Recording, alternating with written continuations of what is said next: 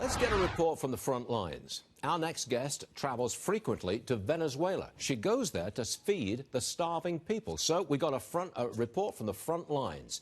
Grace Ramirez is with us, World Central Kitchen Ambassador and celebrity chef and author. Grace, great to have you on the show. Thank you so much for having me. Look, you're doing valuable work. Thank you. We want to know what conditions are like. Because as I understand it, you go to the border, you've got your food supplies, you see the Venezuelans coming at you. What kind of condition are they in?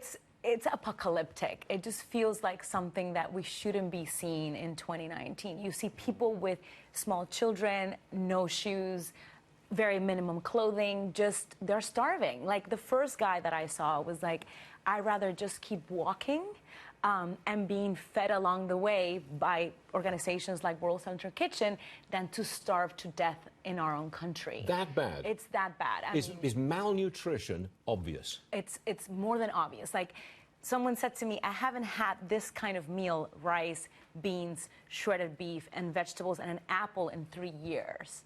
Oh. You know, that's the kind of conditions that we're living. Like, you have a country which is going at a 2 million% of inflation a year. It goes from 60 to 270% of inflation a month. The minimum wage is $7 a month, but 2 pounds of beef costs $7. So people are literally starving. So you get this fleet of people that are on the border coming from the Colombian Venezuelan border, which is 500 to 1,000 people a day with nothing but a little bag and their small children. And they don't even know where they're going. People were like, I'm going to Mexico, I'm going to Peru. I don't know what I'm gonna do, but I have to keep moving because I am literally starving. And you are on the border? Yeah. So you meet them as they come across the border? Yes. And you hand out the food, rice, beef, beans, vegetables, that kind of thing. Yeah.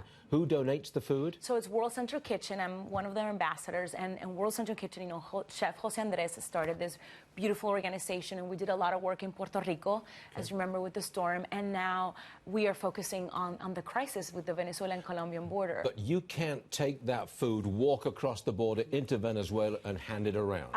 I would technically could because I have a Venezuelan passport. I'm American, but I have a Venezuelan passport because of my parents.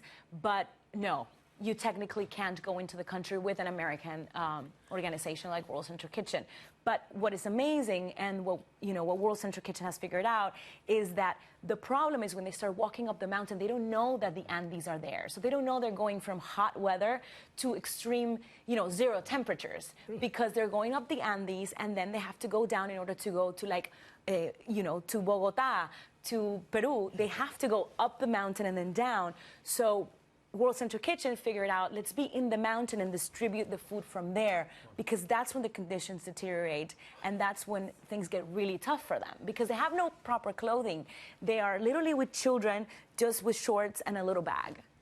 Grace, we asked for a report from the front lines, and you gave it to us. And we think you're doing fantastic work. Thank Grace you. Ramirez, thank you you very much for being with us. Thank you for having me.